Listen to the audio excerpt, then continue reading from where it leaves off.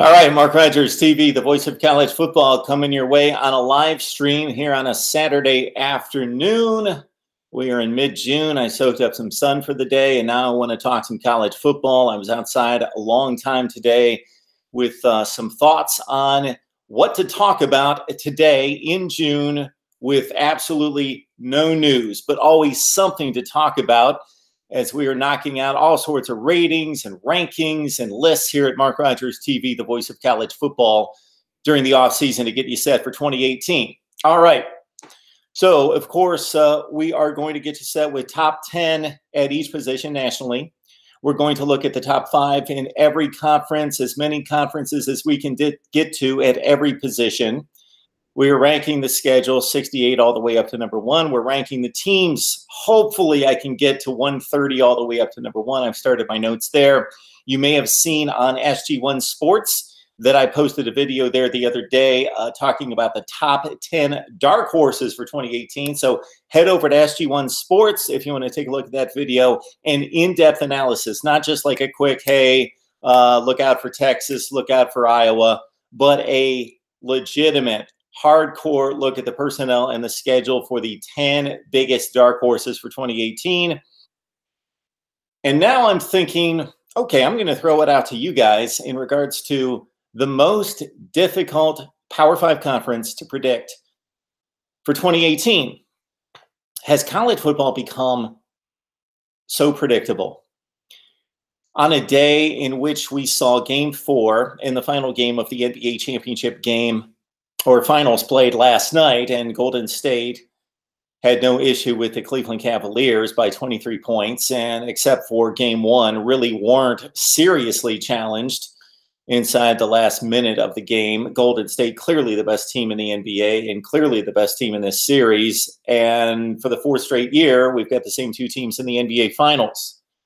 Look at college football, considering there's not 30 teams, but there's 130 teams and really about 68 teams in the Power 5 and a few Group of 5 that you could consider as being contenders to a certain extent. Has college football become this predictable? Has college football always been this predictable? Yes, we have had the Boise States of the world jump up. We have had Oregon take an ascension as a program back in the 2000s. We have had Alabama and Texas and other programs falter at times. But if you look at each Power 5 race, they all look pretty predictable. They look pretty predictable. I'm hoping the season's going to give us a little bit more drama and a little bit more unpredictability than what we're thinking right now. And maybe last season gave us just a little bit with the Iowa game over Ohio State, and of course with the Georgia winning the division, which wasn't a surprise, but going from 8-5 to possibly the best team in college football, a team that came within overtime of winning the national championship. But other than that, we pretty much got what we expected. USC was the best team in the Pac-12. Oklahoma won the Big 12 easily. Ohio State won the Big 10. Alabama won the whole thing, and of course won the SEC. Or they didn't win the SEC in the process, but they won the whole thing. And then, of course, Clemson in the ACC. So we pretty much got what we expected last year. Maybe not the final 4 teams, but look at all those conferences and how they played out. Yeah, most people had Ohio State over, let's say, in Oklahoma in that non-conference game, and therefore the Buckeyes getting to the playoffs. But other than that, did we really have anything that was surprising last year? When is that surprise going to come? I don't know that that surprise has come during the playoff era. If you look at 2014, 15, 16, and 17, we have pretty much gotten what we expected to start the season. Even Washington, which was kind of a dark horse just because of the record in 2015 with 6 losses and a bowl game against Southern Miss, going all the way from there to a national playoff appearance and a Pac-12 championship. Well, many of us, including myself, picked Washington to take that step. We saw the personnel, we saw the Pac-12 North Division and how that was shaking out at the time, and saw that Washington probably was going to have that path to get to the college football playoff, and they did. Maybe Colorado's been one of the bigger surprises in the last few years in terms of jumping up and winning a division championship and coming within 3 hours of getting to a possible college football playoff, but for them, they would have just played in a New Year's Six game. But where are the surprises? Are we going to have any surprises this year? Let's run down the conferences. I'm going to go through each Power 5 conference, and I'm going to run them down in order of the least difficult to predict to the most difficult to predict. And again, if you're coming across my content for the first time, or if you watch me on a regular basis and have yet to subscribe, please subscribe. We talk college football all the time, and we just don't ramble about college football. You will find the most insightful, informative, smart analysis for the smart fan here at Mark Rogers TV, so please subscribe. If you like the audio instead, go to Mark Rogers TV on Podbean, iTunes, Stitcher, and Google Play, and just search Mark Rogers TV, and you get the audio versions of what we talk about right here. I should pump up the Facebook page, Mark Rogers TV on Facebook. You get the same content right there. I post all the audio podcasts, and I would love to build up the Facebook page and get you guys involved in some college football discussion there. And that's one of the reasons why it's different here at Mark Rogers TV in comparison to a lot of other YouTube channels and other college football platforms that you're going to see out there. Because, yeah, do I know a lot about college football? Yes. I would not have a YouTube channel, and I would not have 25 years in the industry, in the sports television industry on the national level, if I didn't feel as though I knew a lot about college football. But I don't know everything, and I don't have the perfect and complete perspective. That's why I invite you, the fans, to jump in, the viewers to jump in, and I take very seriously what you guys have to say. I enjoy and love watching the comments in the chat and the comments that are posted to the videos. And then the third part of this, being the voice of college football, is that I bring on the very best bloggers, broadcasters, and writers in the industry, as you see on a regular basis, to talk college football and to give the expert perspective on a particular team. All right, let's go to the live chat. I'm going to strike it up right now, but before I do, I'm going to continue to run through the Power 5 conferences. And let's start with the easiest one to predict. On paper, of course, because we haven't played any games. To me, it appears to be the ACC. Do you guys agree the ACC would be the most obvious choice of a Power 5 winner this fall? Clemson. Who is going to knock off Clemson? Florida State's not ready. NC State looked primed last year based on those 3 great defensive players along the front that they lost that went in the NFL draft. They do have Ryan Finley coming back at quarterback, but he's missing 2 of his biggest playmakers on offense from last season. So North Carolina State gets ripped up along the defensive front, and they lose their 2 biggest playmakers on offense. Louisville loses the best player in college football, possibly.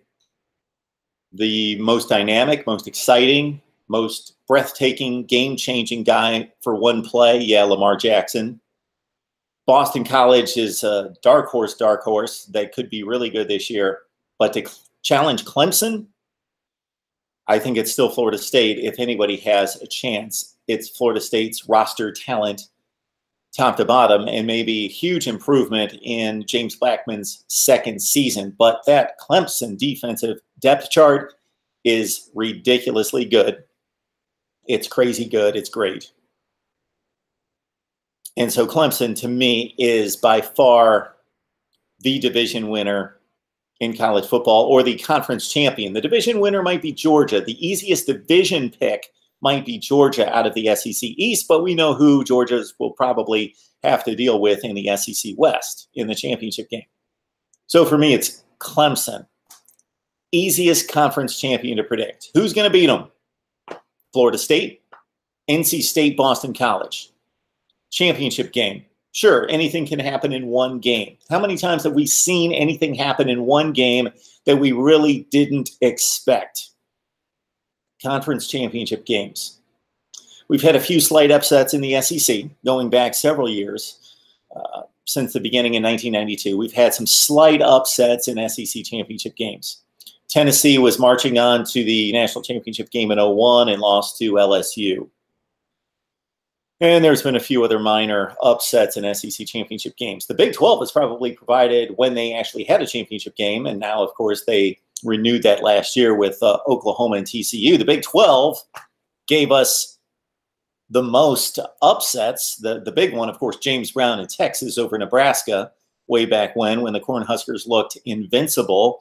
The Big 10, Ohio State, Michigan State in 13 was a slight upset. But besides that, on paper, it's funny to think now that Ohio State over Wisconsin in 14, 59-0, that was an upset. Wisconsin was a 4.5-point favorite in that game.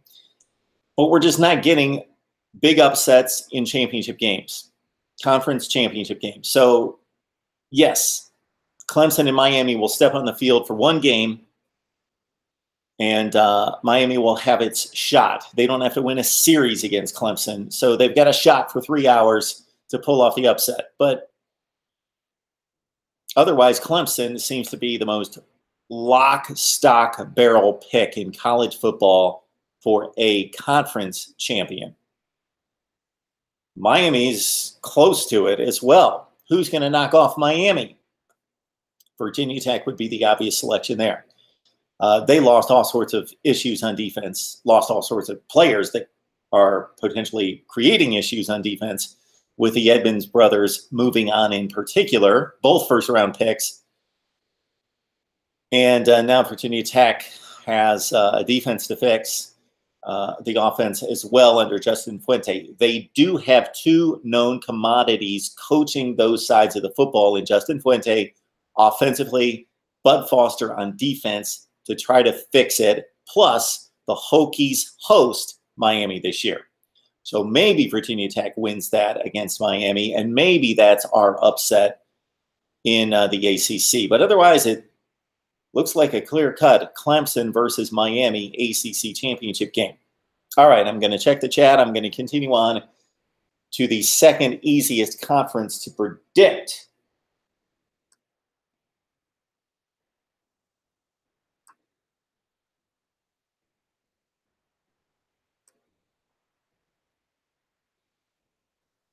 So the second easiest one,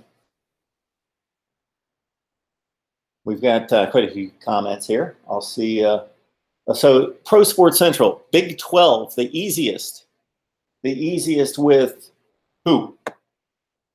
Pro Sports Central likes the Big 12 as an easy one. All right, guys, what else do we have? Can Michigan beat Michigan State this year? Can you keep it close against Iowa this year? Iowa will not be in the running this year. And, of course, Ricky's defending the Hawkeyes, of course. All right, let's get to the next conference. Don't see a whole lot here. Iowa talk. Their schedule, they should join the SEC East. Florida State will beat Clemson, Pro Sports Central says.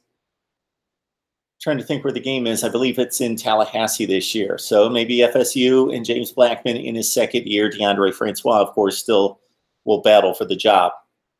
So I think Florida State does have the second.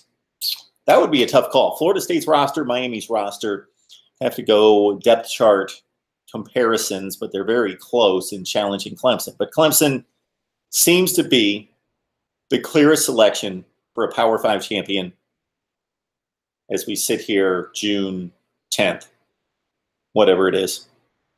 All right, second easiest conference to predict, I would say, would be it appears to be the Pac-12. USC should win the South. They may not have the best record, especially since they're playing Texas and USC, Texas and Notre Dame out of conference, although they've got the Irish at the end of the season, and this USC team, C 2016, might be completely different at the end of the season than they are at the beginning of the season when they have to deal with Texas and Stanford in back-to-back weeks at Stanford, at Texas.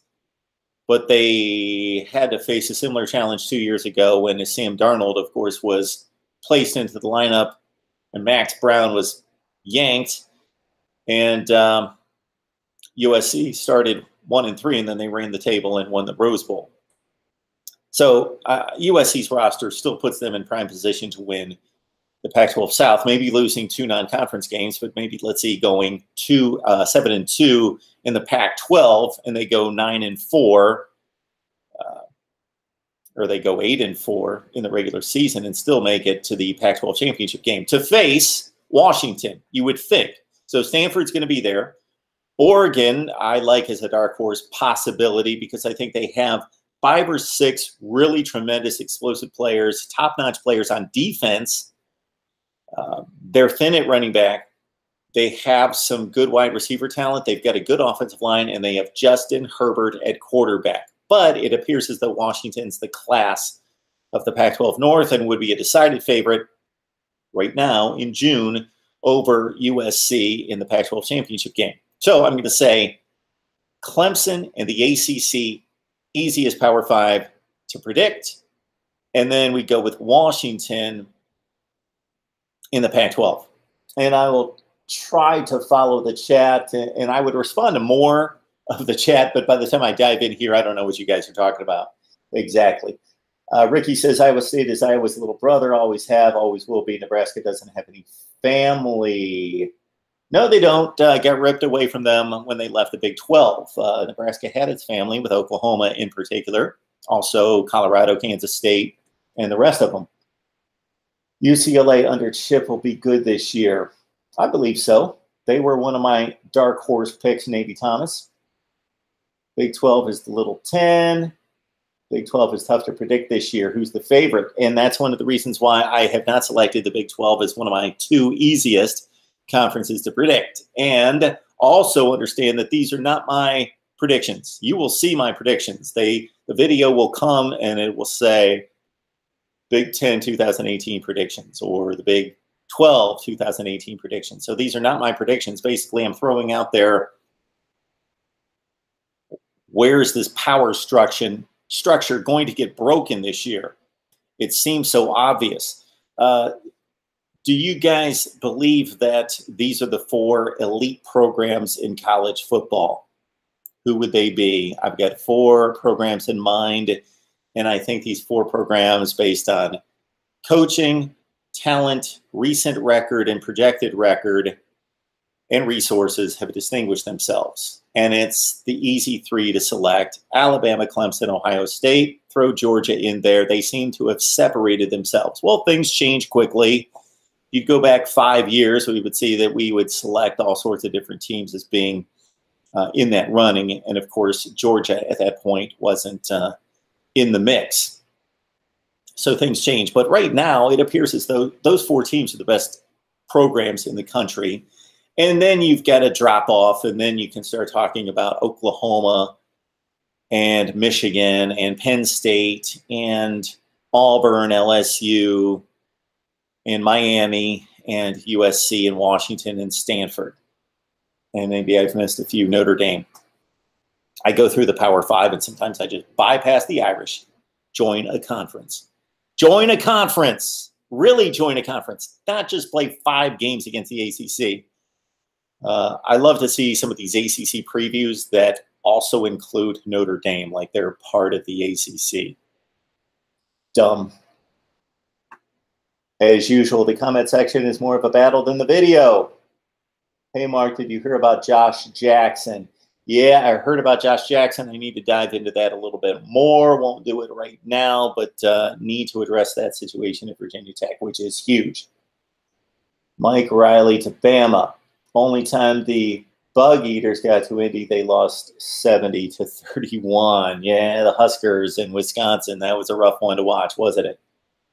Wisconsin just had that tremendous rushing attack with the 3 backs that within a couple of yards gained 1,000 yards each. I believe that was Monte Ball, James White, and was that Jonathan Clay at that point for Wisconsin? They've got so many 1,000-yard running backs as I may not be getting the year, but that was in 2012, of course, when Wisconsin shouldn't even have been in the Big Ten championship game. They had 5 losses at the time. They were only 7-5. and they lost to Ohio State second to the last week of the season, lost 5 games, but of course Ohio State was ineligible that year, but Wisconsin was still good enough to win the Big Ten championship by 39 points, and they gave Stanford a pretty good game in the Pac-12 championship game, or the Rose Bowl, but then they still finished 8-6. Odd to see a Big Ten champion 8-6, but that's what happened technically. Of course, Ohio State was 12-0. All right.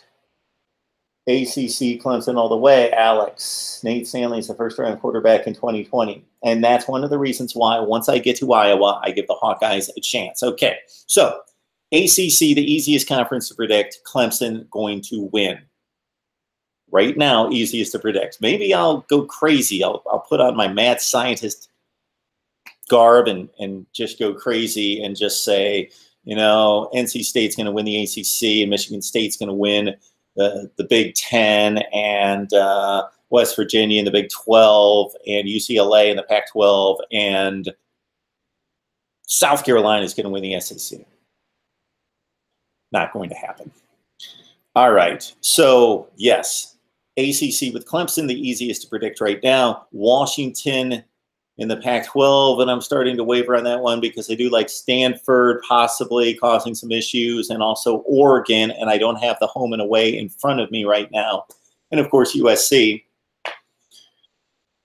could arrive at the Pac-12 championship game at 8-4, but they could, a la 2016, once we get to December, be the best team in the conference.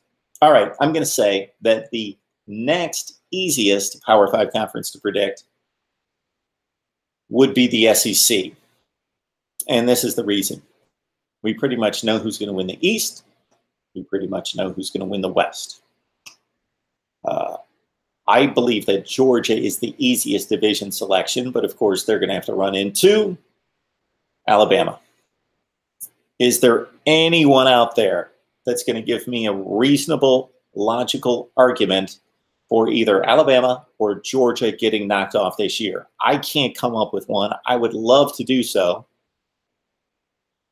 I would love to do so, and actually did so last year. So rewind less than a year. Going into the 2017 season, somebody here predicted Auburn and Georgia in the SEC championship game. So we were good with that. All right. So in the SEC, again, the only reason I've slotted it down in the most difficult conferences to select is just because the championship game is going to be difficult to select. Alabama, Georgia, but give me a reason. Somebody out there, I know I've got LSU fans on the line, got some Auburn fans on the line, got some Florida fans out there as well. Give me a reason, a logical reason, some kind of hope for the underdog in either division in breaking through. Mississippi State, a lot of people love Mississippi State. I talked about them in my Dark Horses video as well that you can catch on SG1 Sports. Top 10 dark horses for 2018. Mississippi State had the 10th best defense in college football last year statistically, and I would say that they were roughly in that range in reality. And they've got Montez Sweat and Jeffrey Simmons coming back at the 2 DN spots as disruptors, and their 2 top tacklers at the safety positions. They're coming back as well.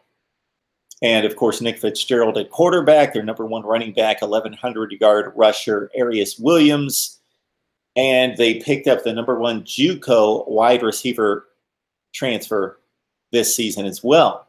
So Mississippi State, if Joe Moorhead knows what he's doing, as a CEO, we know his play-calling prowess at Penn State and other stops.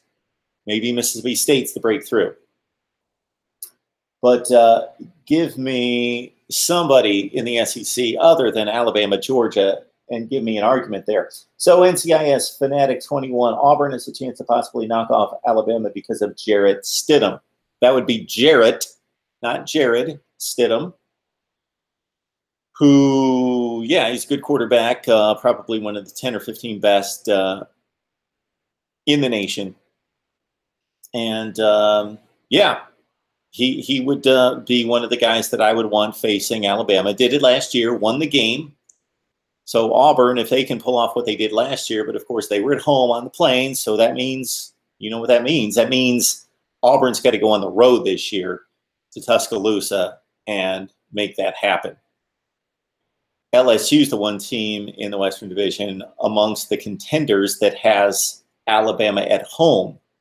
But LSU is going to have all sorts of issues beating other teams. And then we've got Mississippi State. And recall, think about this. Alabama right now, national champion, earned it in the playoff. But prior to the playoff, who did they beat? Maybe their most significant win was in Starkville against Mississippi State, trailing by 2 scores.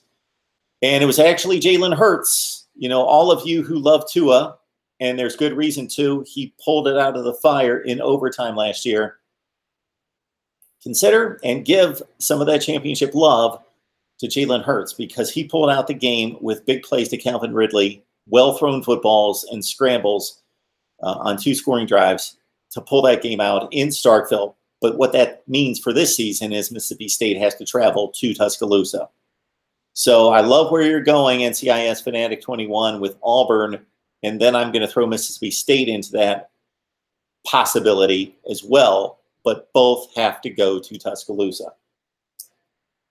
Alex, I don't think so. They'll have a running game. LSU, like always, excellent defense. They just needed a quarterback to not lose the game for them and a quarterback that can actually move the ball. I believe we're talking about the LSU Tigers, Joe Burrow, and I'm working on a video that's going to outline the quarterback battle in August in Baton Rouge with Joe Burrow and Miles Brennan in particular. You also have the junior now, Justin McMillan, and Lowell Narcissi, who's kind of a wild card, who's kind of a guy that needs to, will be used as a package quarterback to jump in and throw off the defense. Ryan jumping on board. Jalen will probably start, but it will be to his team at some point. So Ryan, your thought process there. So let's say Jalen would have been left in the national championship game last year. Alabama would have lost, let's say. He would have not brought them back. And Nick would have stayed, Saban would have stayed safe, stayed with Hurts. I can understand your line of thinking, knowing, hey, this guy's really good. He's getting his reps. They got to go with a more explosive, dynamic thrower. That's Tua. But Tua, having done what he's done, don't you think that if Saban, if this competition's close, and I don't know that it is, and I know Tua's been hurt and missed the spring game and missed a little bit of time, but still, they know what he can do. They've seen enough of him, and not just in the national championship game, that don't you think he's going to start from day one? Ricky, Jalen should transfer to FAU or change positions at Bama. Clemson alum, 98. All right, here's your list of order of difficulty to predict from least to most. ACC's the easiest. SEC is next. I would like to see your team there. Is it Bama or Georgia? So the divisions are easy in the SEC, but not necessarily the champion. And then Clemson alum 98's got, again, ACC, SEC, Pac-12, Big 10, Big 12. Big 12, the toughest to predict.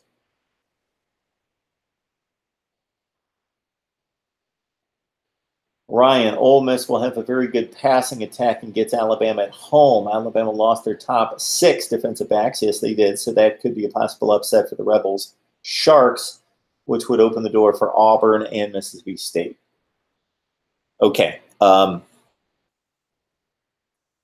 Yes, the Ole Miss passing attack is pretty stellar. They do lose Van Jefferson to Florida.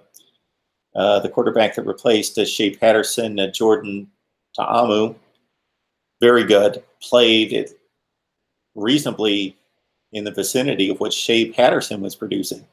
Played extremely well. Put up big numbers right out of the gate with no big-time experience.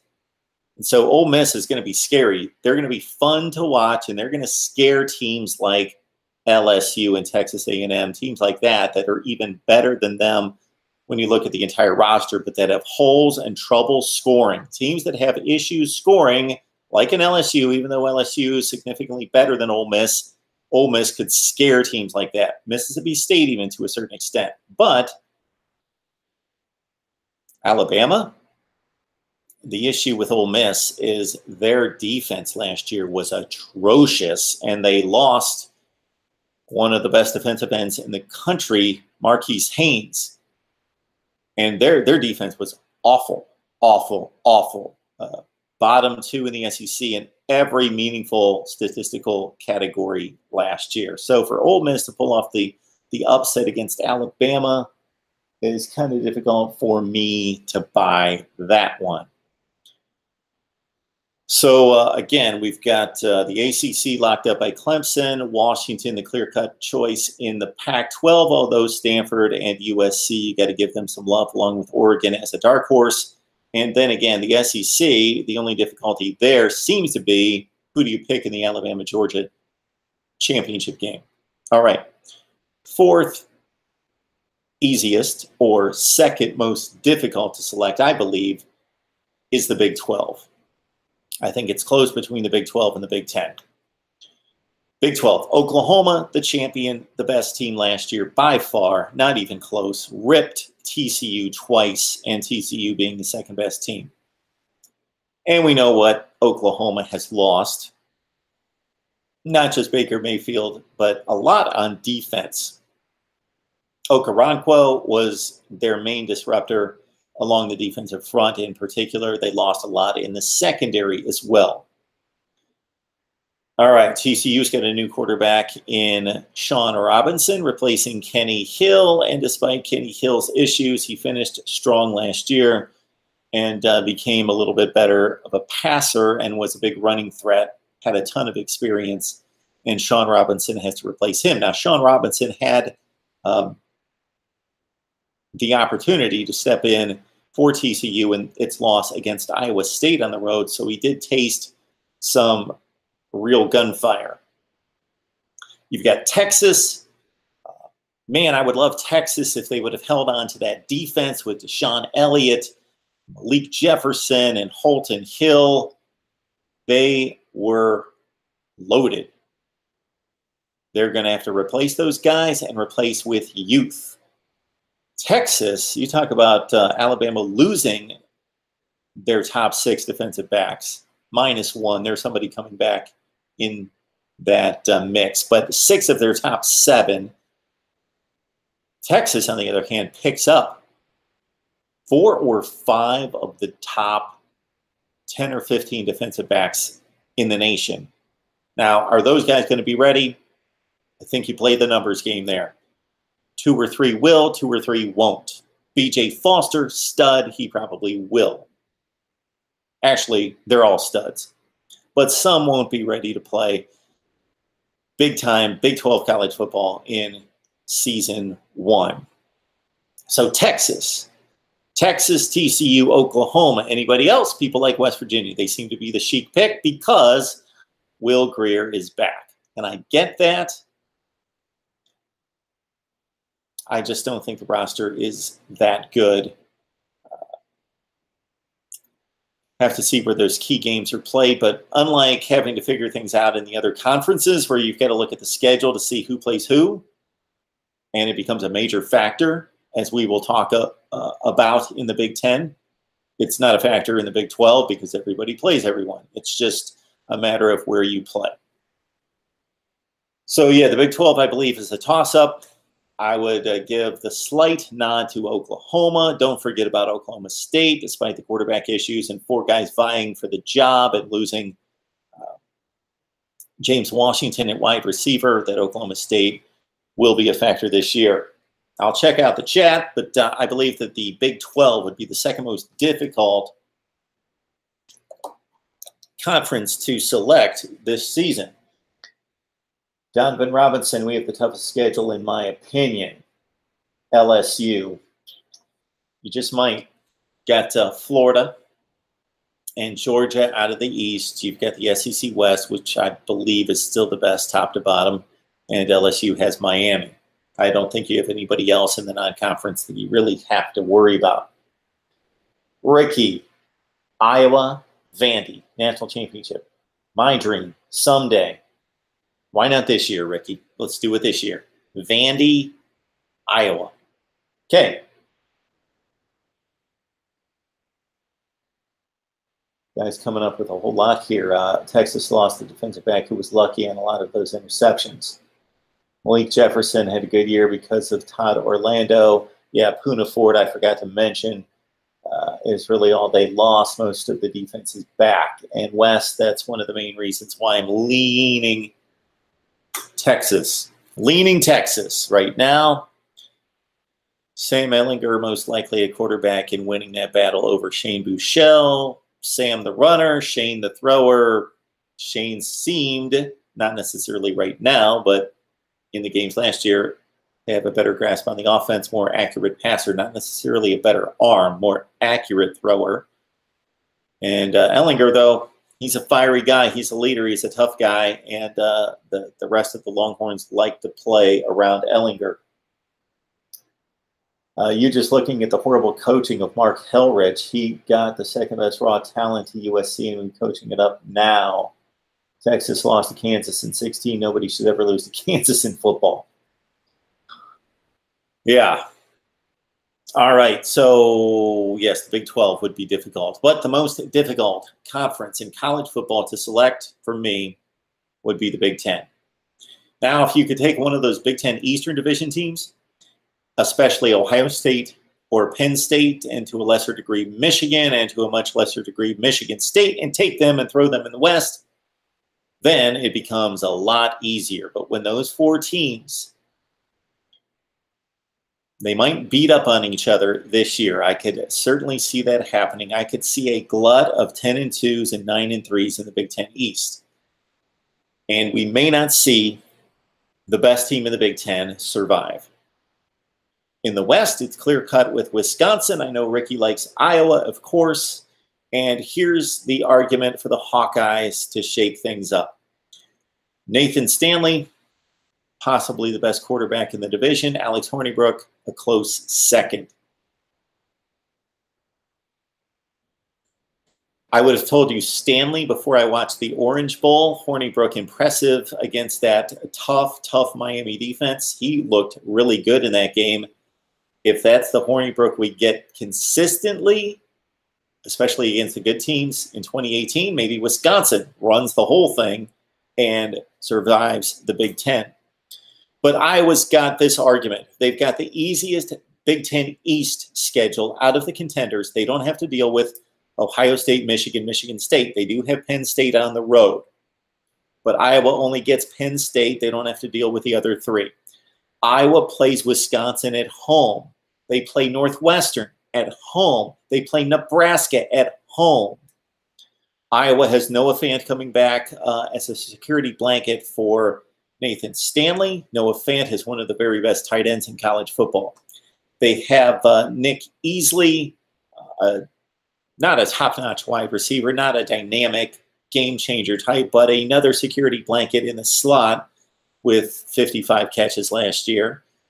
Iowa needs an outside threat on defense, or on the perimeter offensively. On defense, Iowa might show up with the best pass rush in the Big 10. They've got Hess, Epinesa. Can't think of the other guy off the top of my head. The other edge rusher is really good. The other D-end, is it Spencer? Wisconsin is the better roster, more dynamic playmakers on offense, which is funny to say, but they do. Northwestern, I don't believe, is going to be a major factor, but they will be tough and maybe pull off an upset in there that's going to decide the division. All right, so those are the thoughts about the Big 10 being the most difficult. It could be a bloodbath in the East. Ohio State's got the best roster. Michigan's close. Penn State, all the defensive losses, I think it's a difficulty for them to overcome. I know that they've got the quarterback in Trace McSorley, the best and most dynamic in the Big Ten, but much of that was because of the playmakers around him. No Saquon, of course. Mike Gesicki moves on to the NFL at tight end, and he was the best tight end in the conference. That now goes to Noah Fant in Iowa. Josie Jewell's gone from Iowa. They lose Josh Jackson in the secondary. They're playing a bunch of inexperienced players at linebacker. But because of the way the schedule sets up and Wisconsin at home, maybe Iowa pulls off the upset. Maybe they run the table. When I say run the table, they win the games that they have to win, and they move on to the Big Ten championship game. And then the East is a bloodbath. Who knows who comes out of there? Most likely it's Ohio State. They're the team. They've got the talent. They've got the best roster. And Michigan's pretty close, though. And if Shea Patterson, maybe he's the X factor that changes all of this, and Michigan becomes the team out of the Big Ten. Michigan year in 2019. All right, folks, it's been great talking college football with you, as it always is. Running down the most difficult conferences to predict in 2018. Again, it's the ACC. The easiest with Clemson. It's the Pac-12 with Washington, although Stanford, Oregon, USC will be in the mix. The SEC seems to be clear-cut more than any. Florida, did I just say Florida? Georgia, Alabama. Dan Mullen loves me now because I slipped with Florida. Give him another year or two. South Carolina, I don't think is a real threat. I love what Will Muschamp's doing. 3 wins to 6-9. I think it probably stops around the 9 or 10 range for South Carolina. It's going to be difficult for them to surpass that. They just don't have the roster talent. But what Will Muschamp is doing at South Carolina is pretty amazing. But this is the real test. Now he needs to start beating top 15 type teams. So again, ACC with Clemson and Miami, the easy picks. And then the Pac-12, then the SEC, because you've got the 2 huge programs there in Georgia and Alabama. The Big 12, you've got Oklahoma and Texas and TCU, and people love West Virginia because of Will Grier. And then the Big 10 could be wide open and difficult to forecast. And we may be sitting here 6 months from now like we were a few months ago after the college football playoff selection, saying, and especially after the bowl game, saying, you know what, the Big 10 might be the best conference, but couldn't get anyone into the playoff. And that's the fallacy of the playoff, is that not everyone gets in. And that's going to hurt, and it's already hurt strong conferences that have a number of teams at the top, is they beat each other and then they don't get a chance because they're not strong enough record-wise to say, hey, we're 11-1, we should be there. All right, guys, we appreciate you jumping on board. We've got a lot of good things planned for Sunday here at Mark Rogers TV, still making those plans with a number of contributors out there, but we will talk, I believe, Miami, Texas, and just a big college football conversation with Joe Lisi from Go for the Two. So stay tuned for that. Love you guys jumping on the live stream. And certainly, again, if you guys have suggestions for the channel, if you have content suggestions, people that you would like to see on here as guests, please let me know and write them in any of the comments, as I try to get to all the comments. I don't respond to all the comments because that would be impossible and I wouldn't be able to do this channel, right? But I do look at all the comments and then I try to group them together and respond to the ones that really speak to something. So let me know guests you want to see, content you want to see, and maybe some changes to the channel upcoming as we get you set for 2018. See you guys next time. I've enjoyed it as always. Love college football, and thanks for the support.